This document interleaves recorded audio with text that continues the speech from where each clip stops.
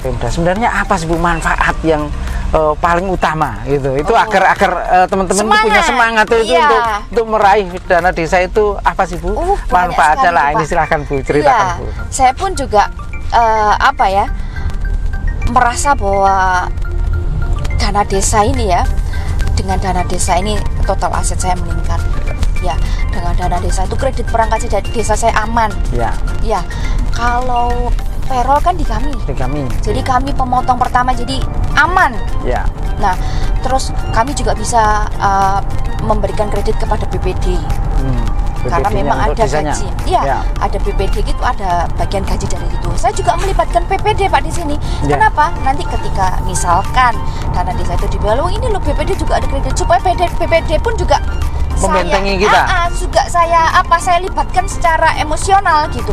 Bahwa BPD juga saya kasih fasilitas, tapi ya disesuaikan lah Pak dengan gajinya karena memang berbeda. Itu BPD juga saya libatkan.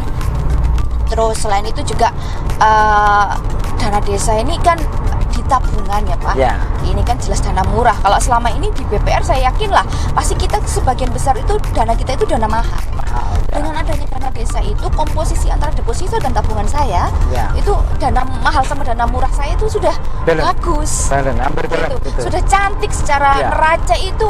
Oh ini dana murahnya sudah bagus gitu. Kalau dulu ya kembali lagi kalau memang kita tidak dekat dengan desa, bagaimana sih orang mau nabung ke kita? Maukah dengan mungkin fasilitas kita yang mungkin jauh lebih mungkin kalau di BPR kan memang jauh ya Pak ya dibandingkan dengan bank umum yang sudah ini. Apa sih keunggulan kita? Apa sih yang membuat kita itu bisa dilirik atau dipilih oleh masyarakat? Kan enggak, ya itu dengan dana desa, dengan kita ikut terlibat setiap kebijakan yang menyangkut desa, kita harus ikut terlibat gitu supaya ikatan emosionalnya itu jauh lebih erat gitu loh Pak. Jadi bagaimanapun juga ini pasti sama Delta Arta, ini dengan Delta Arta secara otomatis pun nanti desa itu juga itu lewat Delta Arta aja kayak gitu. Gitu Pak. Jadi saya simpulkan Bu ya, mungkin barangkali pertama likuiditas dapat. Likuiditasnya dapat karena pengendapnya cukup lumayan. Gitu. Dan akhir tahun itu ini Pak, kemarin kami ada pengembarapan itu 30 miliar lebih. 30 miliar lebih. Untuk berapa desa Bu di 322 desa. 322 desa itu ya kira-kira per desa kira-kira 100 jutaan lebih. Itu secara likuiditas Bu ya. Secara kredit tadi disampaikan bahwa untuk kredit perangkat. Kebetulan mungkin sebelumnya sudah memberikan kredit perangkat, tapi dengan adanya rekening kas desa malah dipastikan nggak pernah kolek gitu Bu ya. Itu ceritakan Bu. Dan gini Pak, kalau payrollnya di kita, RKD di kita, bank umum nggak akan mungkin melirik kredit itu.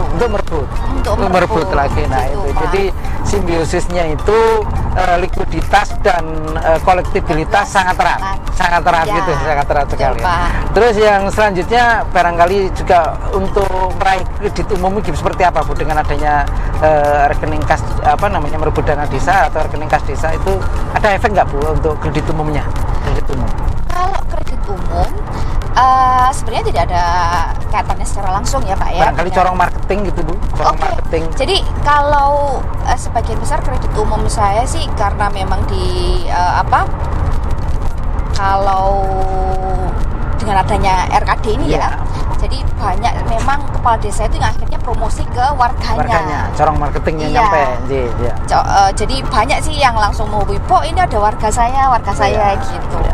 Nah, saya rasa itu ya tadi likuiditas, kolektibilitas dengan adanya kredit perangkat, corong marketing pun juga masuk ke sana sehingga kita juga lebih dikenal perkara nanti layak tidak otomatis analisis kredit yang menentukan. Nah, selanjutnya Bu, barangkali kan Ibu juga dengan rekening desa ini apakah juga support untuk kepentingan Pemda baik promosi baik untuk kepentingan promosi atau kegiatan Pemda gimana Bu? Partisipasi dengan mengelola dana desa untuk ke Pemdanya sendiri di luar PAD nih Bu ya. Itu barangkali ada yang nilai lebih yang bisa diberikan BPR pengelola rekening desa dibanding tidak, itu Ibu bisa ceritakan hal ini? Kalau support setiap kegiatan Pemda itu ada atau tidak ada RKD tetap harus support Pak. Ya. Nah kalau dengan adanya RKD support kita ke desa itu lebih meningkat. Ya, ya. Gitu, jadi terkait kegiatan-kegiatan atau terkait kemarin itu malah desa-desa itu saya tawari, Pak kita apa dana sosial kita itu kita salurkan kemana desa itu. Bu ini sekarang banyak sekali bantuan Bu, nanti aja Bu kalau sudah bantuan ini sudah nggak ada gitu. Saya tawarkan malah ke desa itu, desa butuh dibantu apa gitu. Tapi karena memang bantuan-bantuan ke desa itu kalau nggak salah ada 6 macam itu Pak. Oh iya. Itu kan dari banyak Bensos, itu dari pusat sampai dengan sampai desa. Daerah itu kan banyak. Memberikan bantuan. Malah ini apa yang kita bisa bantu gitu. Soalnya bantuan-bantuan itu memang sekarang luar biasa. Oh, betul, gitu. ya. Tapi kita malah tawari gitu ke desa itu. Artinya beda ya Bu ya, kalau seandainya kita nggak mengeluarkan rekening desa dengan mengeluarkan rekening desa adalah bentuk promosi kegiatan Pemda, mengadakan pameran dan lain-lain, itu kan manfaatnya teman-teman sekalian barangkali yang belum mengelola rekening kas desa, kita supportnya beda lah. Kalau nggak sekedar PAD, kalau PAD udah kewajiban given lah itu saya rasa. Tapi kalau misalnya promo-promo ya macam-macam bisa kita bantu. Saya rasa gitu ya. Nah itu kelebihannya. Atau di Sidoarjo spesifiknya seperti apa Bu? Sebenarnya gini, saya sendiri juga kadang-kadang itu BUMD itu ya, kita sebagai salah satu BUMD harusnya kan Pemkab sebagai orang tua itu kan harusnya bangga gitu kan ya, punya anak yang kinerjanya bagus, punya anak yang memang berkontribusi gitu kan, tidak hanya didirikan terus tidak diapa-apakan seluruh itu kan. Harusnya ketika kita mempunyai BUMD yang bagus itu merupakan kebanggaan sebenarnya buat kabupaten gitu ya kan, sebagai harusnya itu merupakan maksudnya aset yang nggak ternilai. Iya, makanya kan makanya kan harusnya itu kalau menurut saya Pemkab itu harusnya ya support sepenuhnya lah. Terhadap DPR milik pemerintah daerah. Nah, kalau di Sidoarjo dulu kan memang kami ini Pak Afandi sebelum di 5-8 tahun BPR Delta Arta berdiri itu kan masih hanya kredit konsumtif waktu itu hanya PNS. Tapi dengan berjalannya waktu akhirnya kita ke sudah melangkah juga yang ke produktif. Itu produktif kami sekarang sudah alhamdulillah sudah hampir 10% lah Pak Afandi. Sudah 10% sudah sudah alhamdulillah gitu. Karena memang lajunya berbeda Pak. Kalau yang konsumtif ini lajunya sudah kalau ini tapi sudah arah ke yang produktif itu sudah lebih banyak gitu. Karena memang terlambat kemarin kita memulainya, jadi otomatis share-nya kan masih gitu. Nah kalau yang kredit PNS ya mungkin kalau sebelumnya itu memang captive market kami, tapi karena dengan sekarang ini bank-bank umum yang sudah banting suku bunga segala macam kan, kita akhirnya karena sebagian besar memang dana ini jadi agak ini, dan dengan adanya RKD ini luar biasa support sekali gitu. Apalagi kan kalau produktif kan juga resikonya terlalu besar juga. Paling nggak kan mengamankan dividen juga gitu Pak ya. Selanjutnya Bu, ini kan strategi ini ke depan Bu, dengan adanya pandemi ini Ibu termasuk BPR yang nomor 3 ya Bu, nomor 2 atau nomor 3 nih setelah Bank UMKM, terus Ibu nomor 2 berarti nomor 2 di luar syariah. Kalau di syariah ada. Nah sebagai bank nomor 2 BPR Pemda di Jawa Timur, bagaimana mempertahankan captive market yang sekarang ini ada dan memperluas ya, mungkin nggak secara ekspansif ya, tapi paling tidak harus tumbuh karena bagaimanapun gaji harus naik, biaya operasional juga harus ada, banyak yang harus dikeluarkan. Bagaimana pertama mempertahankan captive market yang sudah kita punya dan paling tidak tetap tumbuh, karena kalau nggak tumbuh ya dianggap nggak hidup gitu Bu ya. Ini bagaimana strategi ke depan di kala pandemi ini dan yang kedepannya seperti apa Bu? Ya, saya akan bercerita Pak Adipati ya. Ini ada beberapa strategi. Yang pertama karena captive market saya tadi memang konsumtif ya. Nah, memang saya bersaingnya dengan bank umum harus seperti apa gitu, karena saya head to headnya dengan bank umum gitu. Otomatis kan. Pelayanan lebih baik dari kita gitu ya. Iya. Nah, kalau sekarang itu dan kredit konsumtif itu sensitif terhadap suku bunga. Suku bunga. Nah, kita kan suku bunga gini-gini, padahal kadang-kadang kalau di kami kan pakai flat Pak ya, kalau proporsi bunga sama pokoknya sama. Kalau pelunasan akhirnya kan bisa ngitung sendiri sebenarnya lebih enak gitu bagi nasabah. Cuman kan memang di bank umum itu pasti pakai yang efektif ya Pak ya, efektif di mana ketika pelunasan itu nanti lebih besar. Nah, sekarang pun saya ada nasabah itu saya tawarin. Bisa pakai efektif, bisa pakai flat. Dengan segala keuntungan dan kerugiannya kita paparkan di depan.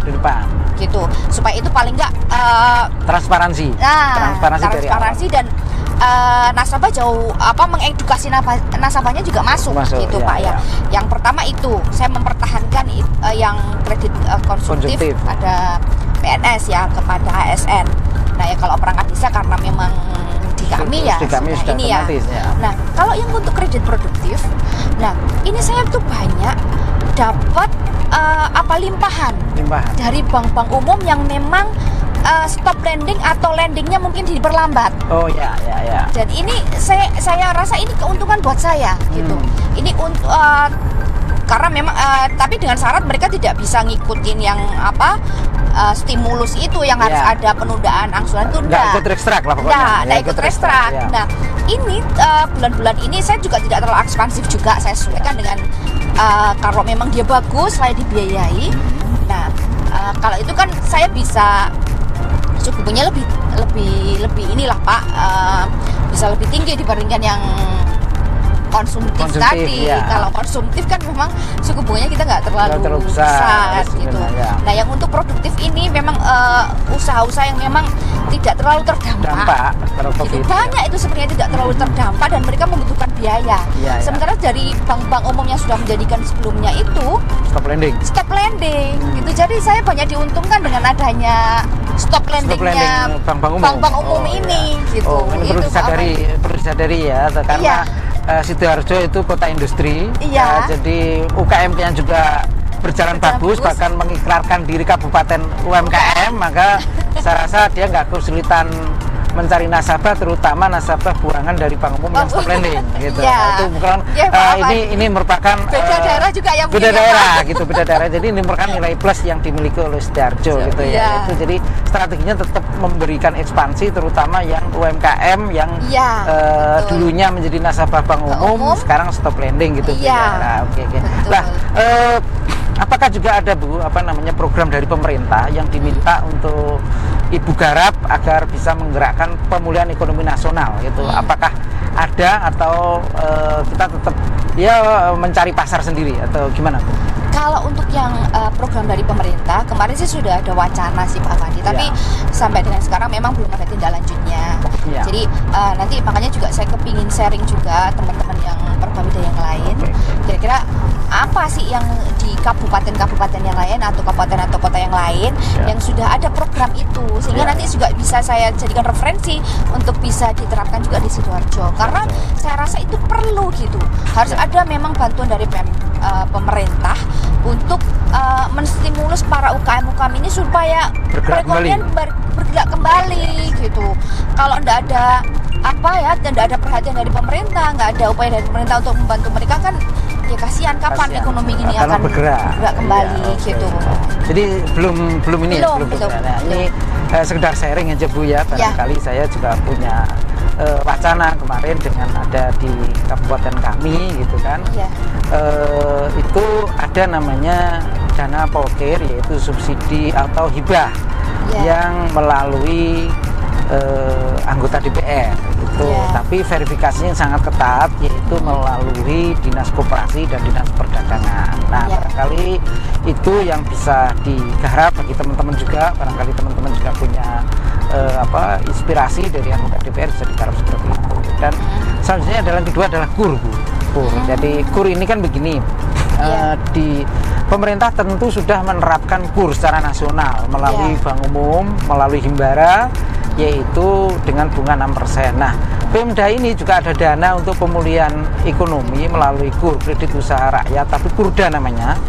Itu diminta paling tidak lebih rendah atau paling nggak sama. Nah itu barangkali peluang juga, tapi skema daripada daerah itu beda-beda. Nah barangkali Ibu bisa garap dan teman-teman BPR Pemda juga bisa garap itu, karena bagi BPR itu paling tidak kita tetap survive, bagaimanapun kita survive, karena kalau kita tidak survive ya makan apa kita nantinya. Nah, terus di samping betul, ya yang itu tetap yang KURDA, karena Pak kalau KURDA itu bisa berjalan dan nantinya perekonomian tumbuh, ya tinggal mengalihkan dari KURDA itu ke kredit umum biasa, dan kita udah punya database nasabah yang kita berikan KURDA. Itu sih Bu, barangkali bagaimana ketertarikan Ibu untuk melakukan program itu ke depannya seandainya? Saya sangat tertarik itu Pak Fandi, beneran.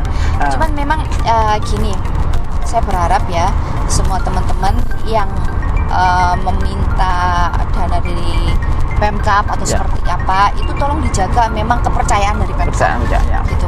Karena ya bagaimanapun juga kita juga bisnis kepercayaan juga kan Pak Fandi. Insya Allah kalau Pemkab percaya itu untuk memberikan kayak nanti sepertinya stimulus yang lain itu pasti akan jauh lebih mudah. Setoran modal pun lancar gitu. Gitu. Apa setoran modal atau tambahan modal gitu, itu lancar gitu. Jadi gitu. Jadi nanti mungkin perlu dibahas lebih lanjut itu Pak Fandi terkait yang tadi pokir sama KURDA. Tapi kalau KURDA itu dimungkinkan tahun ini Pak Fandi?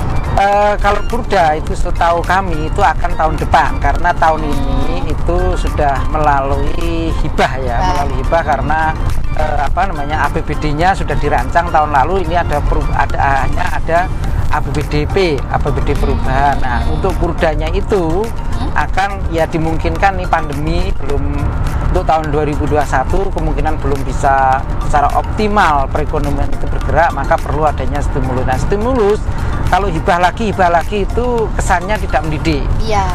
Kemarin hibah itu kan kepentingannya untuk keperluan konsumtif, kebutuhan perut. Sementara untuk menggerakkan perekonomian, kalau hibah itu dimungkinkan tidak mendidik dan akhirnya moral azab. Maka dari itu program yang dari pemerintah pusat sajalah yang kita dikopi oleh